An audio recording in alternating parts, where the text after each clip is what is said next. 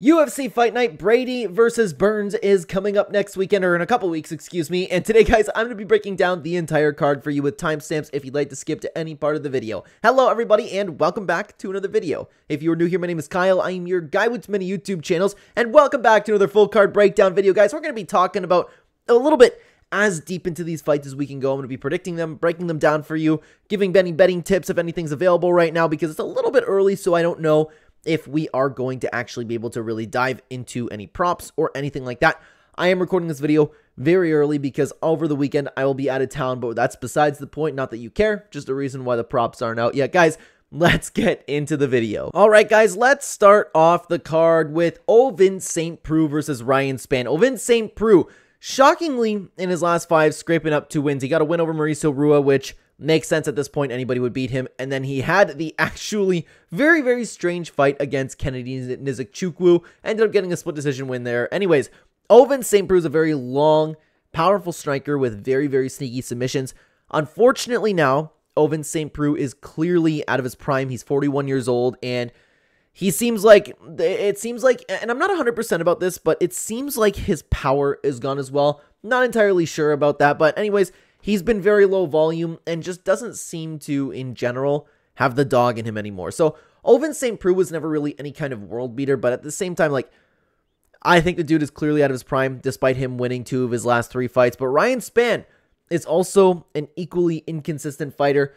A lot less to break down about him, to be honest with you. He's a very, very dangerous and powerful striker who can be lengthy. He has submissions in his back pocket, but he is also very inconsistent. He's coming off of a really, really rough 3-fight skid against Nikita Krylov, Anthony Smith, and Bogdan Guskov. Now, Bogdan, we still don't know exactly where he fits in the division. Anthony Smith loss doesn't look good, and the Nikita Krylov, that is an okay loss to have, but man, he hasn't been able to put together.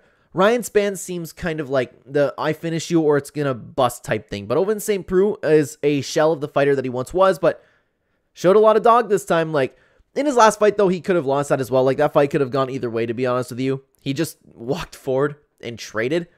Ryan Spann might do that as well. Ryan Spann certainly has I don't know about the power advantage, but also another thing is important to note is this fight is at 205 for Ovince St. Preux. We've seen him bounce around a little bit. Ryan Spann has always been at 205. Little bit of a tough fight to pick, in my opinion. This is certainly not one to bet on. I'm going to go with Ryan Spann just because of the youth. His power's still there. He can finish Ovince St. Preux. Who knows when the weight cut's going to get to Ovince St. Preux?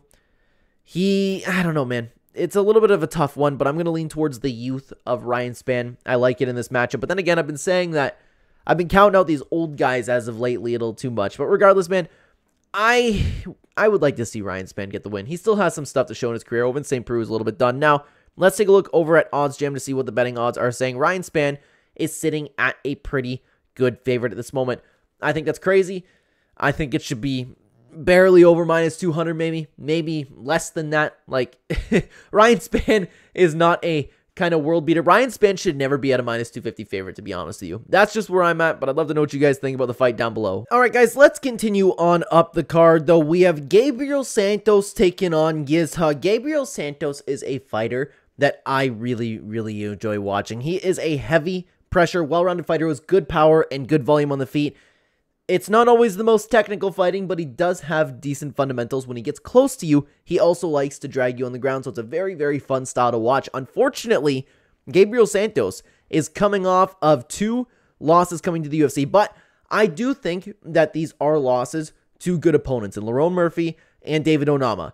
That was a crazy fight, by the way. Sorry. I like, whenever Gabriel Santos fights, I find it pretty exciting. Anyways, he's taking on Yizha. He is a great, well-rounded Muay Thai striker with really nice technique. You can say the exact same thing about his ground skills. He also has a really nice clinch game. He has good submissions, cardio, fight IQ. He pushes a good pace, and it is very exciting to see him return to the UFC after the performances he's been getting on the road to the UFC, because he seems like he is a very promising fighter.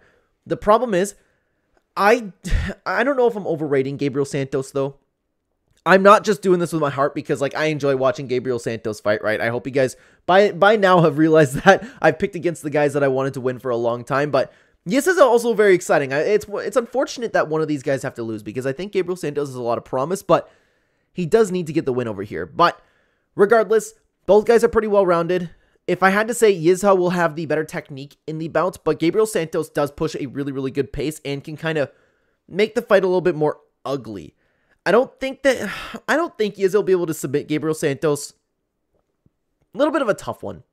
I'm going to go with Gabriel Santos, slightly into him, because while we did see Yizha in the UFC, and it's somewhere, yeah, against Jianglong Li, but then he went back to the road to the UFC, which is a very, very strange thing to happen. But regardless, I need to see him beat a Gabriel Santos before I kind of know where he fits in the division. So I am going to pick Gabriel Santos to get the win over here, and it's a shame that one of these guys have to lose, man. For who I'd like to win, I'd like to see Gabriel Santos, because more so, he needs this win. That could be extra motivation, but let's take a look at what the odds are saying over here. Okay, Gabriel Santos is a minus 222 favorite, and not a lot of odds over on him right now, but regardless, like, Yizha has all the potential in the world. I'm just going to pick Gabriel Santos at this time.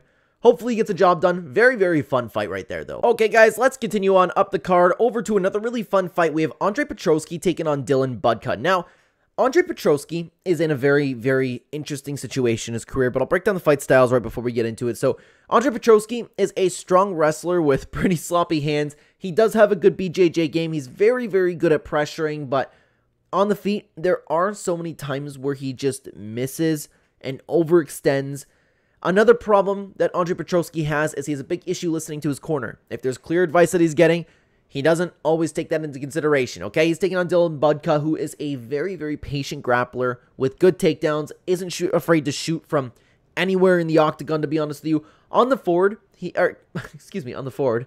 On the feet, he's not afraid to run forward, I meant to say. And that could be a good thing, that could be a bad thing. Sometimes it'll have success. He'll get to your feet pretty quickly. I'm topping all over my words right now. What's going on, man? Come on, get it together. It's my first video I'm recording for the day. I'm recording like 6 videos today. Anyways, Dylan Budka, sometimes he runs forward at people. Sometimes he gets to the legs, and sometimes that could be a little bit of an issue. The only really big issue about Dylan Budka, in my opinion, is sometimes when he wrestles, he's not always throwing punches, and he's just kind of looking for control, maybe looking for a submission. I think that that's something you need to take into consideration when you're breaking down Dylan Budka or potentially betting on him, because that could go against him on the judges' scorecards. Like, for example, in the Cesar Almeida fight, is that his last fight? Yeah, the Cesar Almeida fight, he took down Cesar Almeida, did a good job doing so. He looks pretty good, like, but he landed 0, 1, maybe 2 shots. That's something that isn't necessarily good. If you're in a kind of a war, you take somebody down, and then all of a sudden you're like, his opponent's kind of throwing elbows or at least punching from the bottom just a little bit. That might get around from the other guy, even though Dylan Budka's on top. And I think it's important to note, because more so now than ever, we are seeing this in the UFC with the judges' scorecards. They are favoring strikers. I think that's important. Another important note is for Andre Petroski. He mentioned in his last fight, and he got a win in his last fight. This is very important in my opinion. He played it very safe. He pretty well held from, like, he didn't look good in this fight. It was not exciting. He mentioned that he had to play this fight safe. He was coming off of a 2-fight skid. So we need to take a look at Andre Petroski and say, is he going to do that again? Is he going to come for the safe approach, or is he going to slug it out? We don't really know. Andre Petroski's record is also very interesting, because he has a really, really nice win over here against Wellington Turman. He's been fairly active. Then the Gerald Mearshart fight, he looked like crap. Looked like crap against Michel Pereira. Looked like crap against Jacob Malkoun. And looked like crap against Josh Friend. That's not so great. Like, but then again, his 2 actual losses, both to Michel Pereira and Jacob Malkoun, have aged extremely well. Bounced back against Josh Friend, got the win over there. Dylan Budka, on the other hand, we have seen him 1 time since the Contender Series against Cesar Almeida. Cesar Almeida is also a very good opponent, in my opinion. So, it's a very difficult fight to pick, in my opinion. I'm almost leaning towards Dylan Budka, because he'll run forward. What if Andre Petroski comes in and tries to play it safe again? Dylan Budka might run forward. Dylan Budka, he might be able to find the takedown. I don't know. What if Andre Petroski fades a little bit? He's exiting his prime now. Dylan Budka is only 25 years old. Has a little bit of a reach advantage. He'll be pushing that pace. A very low confident pick of mine, but I am going to pick Dylan Budka to get the win over here. Very, very interesting fight. And I would honestly, guys, I'd like to see Andre Petroski get the win. Been following his career for a while. I would like to, well, I mean, a long time now, but he's in a position where he needs to win another fight, so I would like to see him win over here. I'm going to pick Dylan Budka, very, very low confidence pick. Dylan Budka is sitting at a pretty good underdog at the moment. That's an interesting one. That's interesting. I don't know why Andre Petroski everybody's so confident in, but maybe it's because he does have those really good losses. He is still a good fighter. Both guys are pretty good. It's going to be a really fun fight to watch, guys. All right, guys, let's continue on up the card to a fight that I am personally very, very excited for. I am very excited to see Isaac Dulgarian back into the octagon. How long ago have we seen Isaac Dulgarian? I thought it was a little bit more than 4 months. Regardless, doesn't matter. I'm excited to see Isaac Dulgarian. He's taking on Brendon Marotte, who I will start with. He's a very well-rounded fighter who prefers to strike. He has good movement. He's very tough. He has pretty decent fight IQ. He doesn't have an issue switching up the game plan in the middle of the fight. Does a good job doing so. He is coming off of a really, really rough UFC debut to Terrence McKinney, and that hasn't necessarily aged the best, but Terrence McKinney's skills are definitely real, and man, are they feeding Brendon Marotte to the wolves right away, because he's taking on a serious prospect that I think has serious potential, okay? I'll say this first. This fight was an absolute robbery. Absolute robbery. That's crazy that he lost this fight. It was a very, very good performance, okay? Let me start with Isaac Dulgarian. He's a high-level wrestler who is really, really nice, light on his feet. He has the goal to get his opponents to the ground. On the ground, he is fantastic with amazing transitions. He's always coming out on top. Very, very good at grinding. And here's the interesting thing, okay? Because from what we've seen, we've always said that this dude is very capable of fighting at a really, really high pace, and he did show that when he came to the UFC against Christian Rodriguez. I know that wasn't when he came into the UFC, excuse me, like, it's just like his first big performance, I meant to say. When he came in against Christian Rodriguez and everybody was hyping this guy up like he's going to be something really, really special, and Christian Rodriguez is a good opponent to fight, right? He showed that. He showed that he could fight at an amazing, tough, high-level pace for a very long time, but then the third round came, and just, boom, he gassed completely. He gasped 100%. Quite frankly, I'm shocked that Christian Rodriguez didn't finish that fight because he was just gassed. But for the first 2 rounds, he looked like a world beater. So that's something that, like, I don't know what to think yet, because from what we've seen from Isaac Dulgarian, everything looks great. But the problem is that happened. The fading happened. Will that happen again? Will he fix it? Will he pick his cardio up? Or maybe that's just because he was fighting at such an incredibly high pace against Christian Rodriguez that anybody would have gassed, because Christian Rodriguez didn't necessarily, like, look great himself in the third round, right? It's just something to take into consideration. It's new information we now have on Isaac Dulgarian.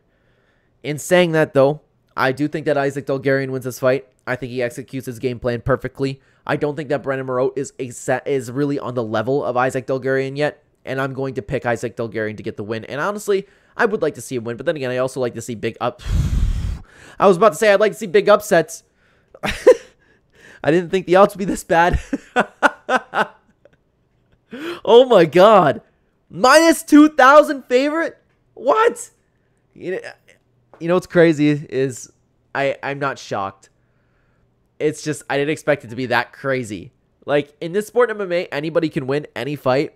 I don't think anybody should ever be a minus 2,000, but I would say like minus 1,000 would be proper, to be honest with you. But I mean, I get it. I get it. The best odds you're going to get is minus 1429. That's crazy, dude. But Isaac Dulgarian is going to win the fight, in my opinion. All right, guys, let's move on up the card to a fight that I'm not really excited for. We have Jaqueline Amorim taking on Vanessa Demopoulos. Okay. I don't really like watching Vanessa Demopoulos fight, to be honest with you. But she has a quirky personality. She's so funny. Vanessa Demopoulos is hilarious. She has such a cool personality. I don't care. I don't like watching her fight. Jaqueline Amorim. She's a grappler with very nice takedowns, and you know what? Supposedly good submissions. I believe her to be overrated. I've been watching her for a very long time. Her striking's just okay. She throws with intent to knock you out, and for the division, she does have power. Like, I'm not saying she sucks, don't get me wrong. I just think that, like, everyone talks about her, like, huge grappling skills. You better watch out for this girl. I just think that is okay. All right? She's taking on Vanessa Demopoulos, who is okay everywhere. That's pretty well the breakdown for Vanessa Demopoulos. Her best strength is winning robberies. In her last 2 fights, she arguably got robberies. The Kanako Marotte fight was absolutely a robbery. And the Emily Ducote fight, I thought was close enough not to complain, but I personally gave the fight to Ducote. I know that a lot of people were really, really upset about this decision, but you know what? At least in this fight, she looked like she improved a little bit. And that's something else that I do want to say with Jaqueline Amorim is, and I know I was just talking about Vanessa Demopoulos, cards all over the place, guys. I'm having a weird breakdown today. But Jaqueline Amorim does seem to be improving from fight to fight, so I will give her that. But then again, like, she took a loss against Sam Hughes, which is not really the greatest thing to do. But then she took on Corey McKenna and Montserrat Congeno Ruiz, and this win isn't really worth anything, and the Corey McKenna win isn't really, it's okay. Like, I don't know. I think both of these girls, well, not both of them. I think Jaqueline Amorim is overrated. I think Vanessa Demopoulos isn't that good. She just keeps winning robberies. I don't really care about this fight. I'm not going to lie to you. Jaqueline Amorim's the better fighter, for sure. Better BJJ skills, probably better striking. But, like, do I pick Vanessa Demopoulos just in case the judges give it to her? Like, what am I supposed to say? I'm going to pick Jaqueline Amorim. I'm going to pick her. But who knows what's going to happen, man. We might see a Jaqueline Amorim take her down, beat her up a little bit, and then all of a sudden, and winner by split decision, Vanessa Demopoulos. I hope Jaqueline Amorim wins. Let's take a look at the odds over here. And wow, okay.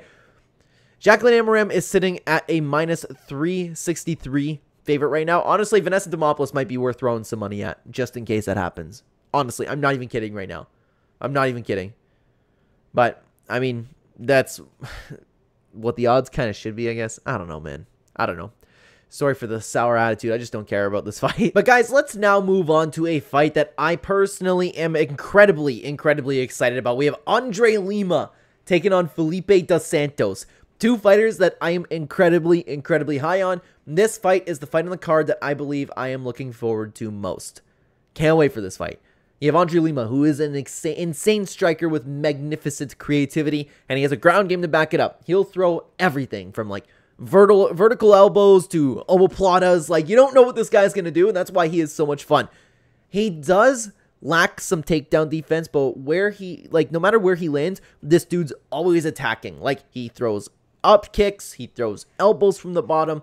This dude just comes in there to fight, and that's why he is very exciting to fight. Last thing on Andre Lima is something that I do like about him as well is his kicks kind of remind me of a prime Edson Barboza in the sense where, like, he throws everything into his shots. The dude is going to go far. I do believe that. Okay? But someone else that I do believe has huge potential is Felipe dos Santos. He is a well-rounded, dangerous, and tough fighter. He will throw, like I kind of said about Andre Lima, like, this dude will throw anything and everything in order to get his opponents out of there, and that's why he's so exciting. On the ground, he is also equally as dangerous. Like most shoot box fighters, he kind of has that style, but he is also very hittable. Okay? I want to talk about Felipe Santos' recent record. We were all incredibly high on him. I've been watching him before. Coming to the UFC, he had a loss to Manel Kape, and then he had a fight against Victor Altamirano. This was a robbery in my opinion. I thought that Victor Altamirano won this fight. He was out-wrestled and slightly outstriked for the most of the part in the fight, and he did gas out at this fight, but it is important to note that this fight was at elevation. So I'm not really taking anything into consideration when breaking down this fight. It's just something that we'll really pay attention to. But I think since coming to the UFC, he is on a 2-fight skid, but I do think he has all the promise in the world. This is definitely not a fight to bet on, because both guys, again, are really good. You can never count out those shoot box guys, but I am going to pick Andre Lima. I've just been straight up impressed with him. Since he came into the UFC, I've been betting on him personally, and I will probably keep betting on him, like, kind of like what I was doing with Chepe Mariscal. I might just keep betting on him until the wheels fall off the train. Andre Lima just, man, he's a great fighter. Felipe dos Santos is a great fighter too, but I like the wins that I've seen from Andre Lima. I like the games that I've seen from Andre Lima. He's just a really good fighter. Felipe dos Santos is too. If I bet on this fight, it's because Andre Lima hasn't let me down yet. But Felipe dos Santos can definitely win this fight. This could be where we see Andre Lima run into some problems. But I will be picking Andre Lima to get the win here. Excuse me. Let's take a look at what the betting odds have to say. And okay, there you go. You have about a pick 'em fight. Andre Lima barely a favorite. Understandable. Completely understandable. I get that. I'm gonna pick Andre Lima to get the win here, though. Now, guys, before we get into the main card over here, if you don't want to hear me yap, skip a minute or two, but I do want to talk about the channel membership. If you guys are interested in seeing where I put my money where my mouth is, because I talk a lot about betting on this channel, either that or just supporting the channel, which I appreciate, by the way, then you can check out the channel membership. It is very, very cheap compared to other channels. The pinned comment description down below, or right next to the subscribe button, you can see join, and every single Thursday or Friday, I will be posting my official plays for any MMA organization that I will be doing. I'll be making a community post in a YouTube video, guys. If you are very interested in hearing that, or again, supporting the channel, I would appreciate it. And also, guys, another link that will be there is a link over to OddsJam, the betting site that we have been using. It has the quickest lines that come out. You can see in multiple sports books. It has all the tools in the world. If you're interested in signing up to OddsJam, you can get a discount by using my link and code Clenbat. Thank you very much for your consideration, guys. Let's move on to the main card. All right, guys, let's move on over to the next fight, though. And this is an interesting one. This is a very, very interesting fight because we have Kyle Nelson taking on Steve Garcia. I don't know what's wrong with me speaking today's video, guys. I don't know. My apologies. Hopefully the breakdown is still interesting to watch. Anyways, I'll tell you this. I'm done picking against Kyle Nelson. I'm done. He's put together a quiet little win streak, okay? I picked Blake Builder to beat him. I picked Fernando Padilla to beat him. And I don't recall who I picked for Bill Algeo, but I didn't think he'd come in and just knock out Bill Algeo. Like, I know it was a controversial stoppage, but it was the perfect stoppage, okay? I'll start with Kyle Nelson. He's a very good striker. Nice power. He has good takedown defense to keep things on the feet. His game plan is very, very basic. He is extremely tough. He excels in more of a little bit of a dirty fight, okay? Here's the thing about Kyle Nelson. He does a weirdly good job at luring opponents into average performances. I know how that sounds, but he does it, like, somehow he walks forward, he throws such basic things while still getting hit himself, and just slowing down the pace, making things ugly. But hey, if it works, it works. Okay? Steve Garcia, on the other hand, is a grappler who wants to walk forward with huge power shots with, you know, honestly, in the fights, he has decent technique. Wait, how long ago did we see? We just saw Steve Garcia fight. Okay, I was about to say, 3 weeks ago. Yeah, Steve Garcia's a good fighter, man. He comes in, walks forward, big power, wants to take you down, went on the ground. His goal is to just shut your lights off. Ground and pound, super tough, has all the heart in the world, and I don't know if Steve Garcia is going to be able to bully Kyle Nelson the way that he's bullied his opponents recently. He's also put together a really, really nice win streak against good opponents, too. Another very, very tough fight to pick. Not one to bet on. You know what's funny, though, guys? You know what's funny? My gut, like, my brain says don't bet on this fight. My gut says put money on Kyle Nelson because he's probably an underdog, too. I'm done picking against this guy. I'm done. I'm picking Kyle Nelson to win. Steve Garcia is not going to bully him. He's going to weirdly slow down the pace. He's going to have the takedown defense, and Steve Garcia isn't going to be able to just walk through Kyle Nelson. That's my pick. Low confidence pick, but that's my pick. And I'd like to see Steve Garcia win, though, man. The dude's just so exciting. He's so exciting, okay? Let's see what the odds are. You have Kyle Nelson sitting at a little bit of an underdog over here. See, that's why, like, my gut's telling me I should bet on this fight. My gut's telling me to bet on, on Kyle Nelson. Maybe I'll listen to it, but it's not safe. It's not safe. Tough fight. Steve Garcia's been on a roll. Kyle Nelson has some okay performances, too. Fun fight. Can't wait to watch it. Now, guys, let's move on up the card over to a fighter that I love watching. Trevor Peek taking on Yanal Ashmouz, okay? Trevor Peek. I'm interested to watch him and what game plan he comes about with. So, Trevor Peek walks forward, wings punches with little technique, and wants to finish you. He can take you down, but honestly, don't count on it. Trevor Peek, the way I describe this guy, okay, is my brother's a pretty casual fight fan, but he does enjoy fights.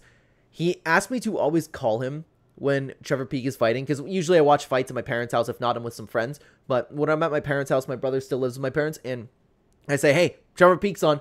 Oh, and then he doesn't usually remember who Trevor Peek is. And I'm like, the guy who has no technique and throws standing hammer fists. He knows what I'm talking about. He's upstairs watching Trevor Peek fight.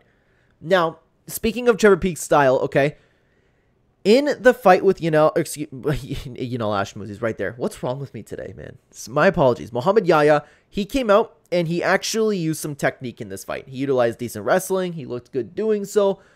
Other than that, though, he still put on his typical Trevor Peek pressure, and he used his nice power to win the fight. But in this recent loss to Charlie Campbell, he really tried to still be technical in this fight, and it just didn't work. He got outstruck. I don't believe that Trevor Peek, if he continues fighting the way he's fought in his last 2 fights, can compete in the UFC if he competed the way he competed against Muhammad Yahya and Charlie Campbell. Other than that, I do like Trevor Peek's record because both guys won this fight, Cheppy Mariscal fight. Like, stock went up in that performance no matter what. And other than that, he has 2 wins in his last 5 coming off the Contender Series.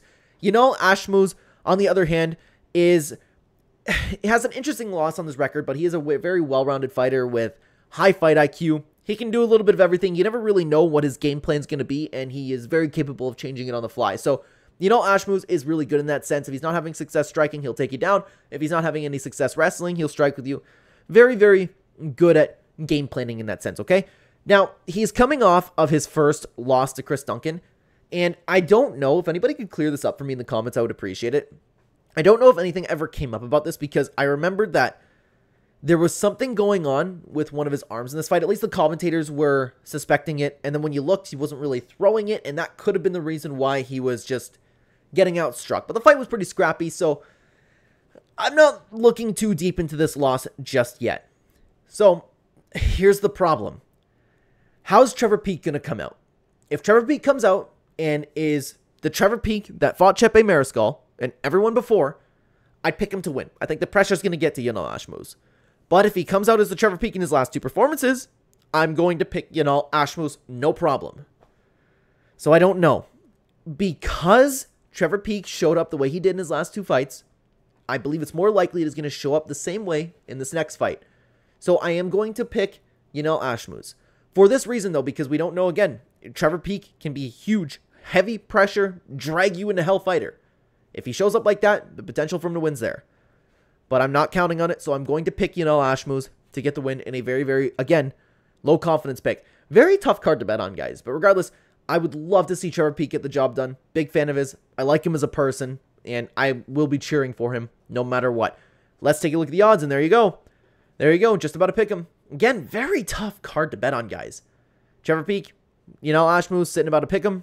I don't think you should be betting on this fight at all. I'm interested to see what the under 1.5 is on this one, but regardless, that's not something I'd consider. I'm just interested to see the odds. All right, guys, let's continue on up the card over to the featured fight. We have Matt Schnell taking on Alessandro Costa.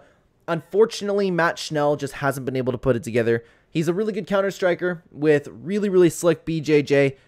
He's pretty good, man, but he just hasn't been able to put it together. He's good in general on the feet as well. It's not just counter-striking. He has good combinations. Like, he's a good fighter. I don't know what exactly it is. Like, he's just hasn't been able to put it together. He's gotten finished in his last 2 fights, and it's against good competition. The Mateus Nicolau, it seems everybody's saying got fraud check, but I still think he's a good fighter personally.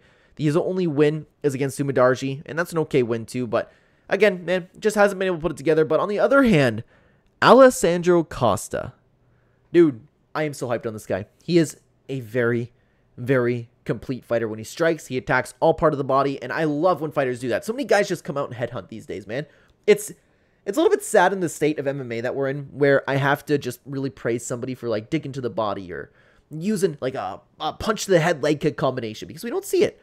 He has, speaking of leg kicks, he has insanely strong leg kicks as well. Accuracy is great. The ground game's too. The ground game is also good too, I meant to say, and the ground defense is also very, very special in my opinion. He is always defending with really good intent. He's always shoving his hands into his opponent's throat. He's always shoving, like, his elbows into his face. Like, he's very, like, I don't want to say dirty in a bad way. Like, it's a good way to defend yourself, but, like, I'm so high on this guy, man. I don't know how he's had 2 recent losses, and, like, here's the only problem, and this is perhaps one of the reasons why he does lose some of his decisions, okay? One of the biggest problems with Alessandro Costa is he never chooses the safe route in fights, okay? For example, if this dude could have mount on you, he won't have mount, and he'll just try to finish you in whatever position that you're in, and he could lose the position that he's in for that fight. Perhaps a bad example, but you understand what I'm saying. He's never safe. He just wants to finish you, Sometimes it works out for him, sometimes it doesn't. Point being, I'm very high on Alessandro Costa, okay? I really like the way that he fights, and I think he's going to dominate this fight. Let's just get to the point. Like, I was going to talk about his record over here because he lost to Amir Albazi and Steve Ursag. Those losses have aged really well, and the Steve Ursag fight was incredibly close too, but then he got really good wins against Jimmy Flick and Kevin Borjas. The Kevin Borjas win is much better than the Jimmy Flick win, in my opinion. I just think that this dude has all the potential in the world. I think he's going to go very far. He's in his prime. Matt Schnell's not in his prime right now anymore, and I'm very, very confident in Alessandro Costa to get the win, and I would like to see him win this fight personally. Let's take a look at what the odds say over here, and you can see that Alessandro Costa is sitting at about a -400 favorite. Makes sense. Not enough to bet on, in my opinion, but it makes sense. Alessandro Costa, in my opinion, has got this fight in the bag. Let's move on, though, guys, to another really interesting fight, and that being Jessica Andrade taking on Natalia Silva. And the reason why this is interesting is because it's kind of like the old guard versus the new prospect in the division. Jessica Andrade has put together 2 wins after the losing streak that she put together, man, because I'll talk about it in a second. You know what? Jessica Andrade is a well-rounded fighter with really, really big power for the division. Her aggression used to be her weapon of choice, and that's what made her great. But recently, that hasn't really shown to be the case, okay? We don't know what's been going on with her. Everybody thought she was kind of washed, just showing up for paychecks, myself included. She lost to some pretty good fighters, but she was really, like, really losing, okay?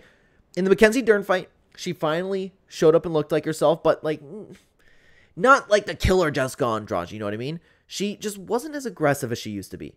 The power was there. She destroyed Mackenzie Dern, but something's missing. I don't know if you guys understand what I'm saying over here. And even in the Marina Rodriguez split decision when she had, it was a good fight. Andrade just did a little bit more. I didn't think it should have been a split decision. I thought that she clearly won this fight, okay?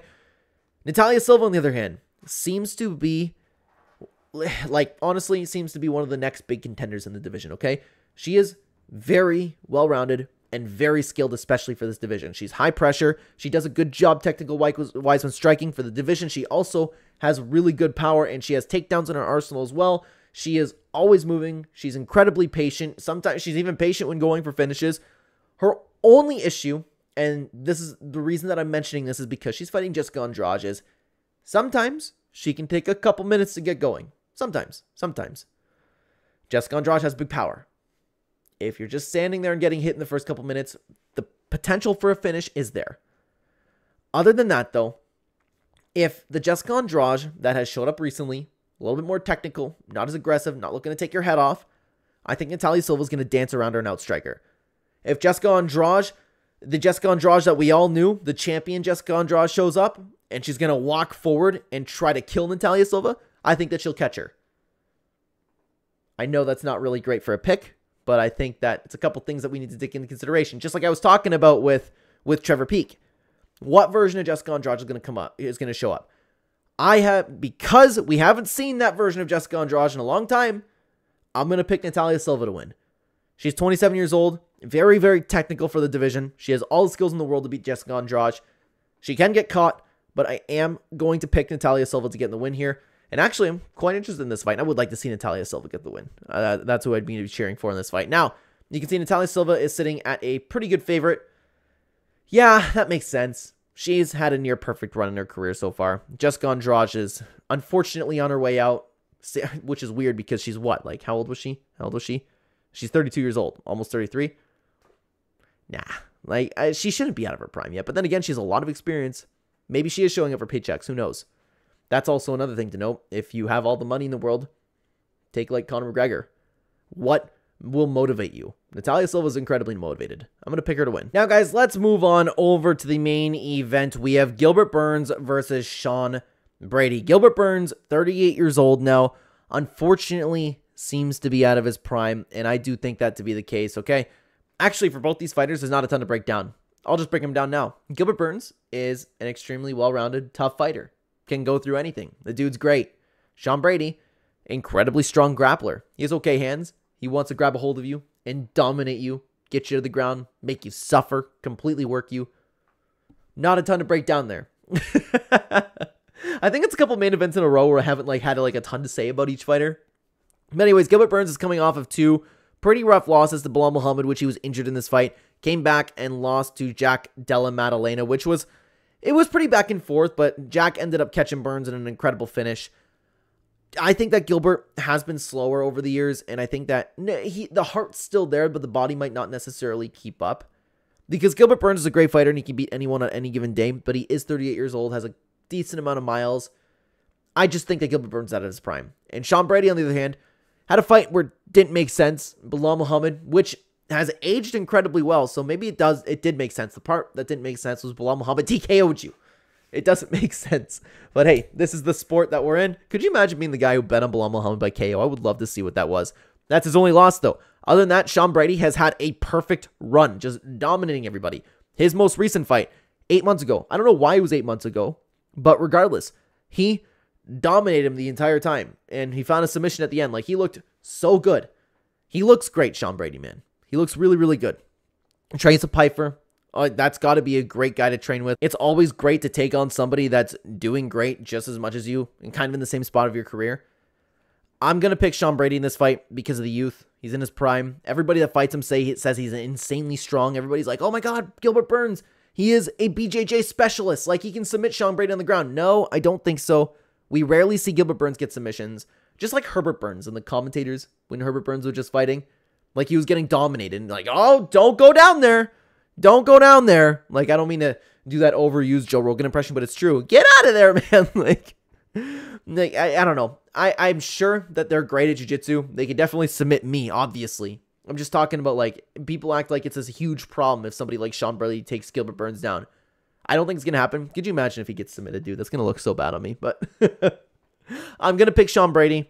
Kind of like a 75-25 type thing. Gilbert Burns is a really good fighter. He can slug it out. If he makes it really chaotic when Sean Brady's closing in, then he could get the win there. But I would like to see Gilbert Burns win. I'm a huge fan of Gilbert Burns. Loved him for a long time. Like, I would really, really go crazy if Gilbert Burns ended up winning this fight, okay? Let's take a look at what the odds have to say over here. Sean Brady sitting at a little bit of a favorite. Makes sense. It's a big jump up in competition. Sean Brady, the potential for him to lose is there. So I don't mind that. And I don't even mind if you want to play Sean Brady, honestly. Those odds are pretty good, by the way that Sean Brady has been fighting. But yeah, guys, it's a really, really tricky betting card this type of round. So be careful, as always. It's a crazy sport that we bet on. Remember to never bet with any money unless you are willing to lose it. Let me know if there's anything you're going to be doing down below. What do you think about the picks? I'd love to hear from you. Thank you very much for being here. Thank you very, very much for watching. Guys, check out this video on screen talking about Alex Pereira and whether or not the Khalil Roundtree title fight is deserved. I'd love to hear your thoughts on this in this video, guys. Comment down below over there. Thank you so much for watching, guys. Take care.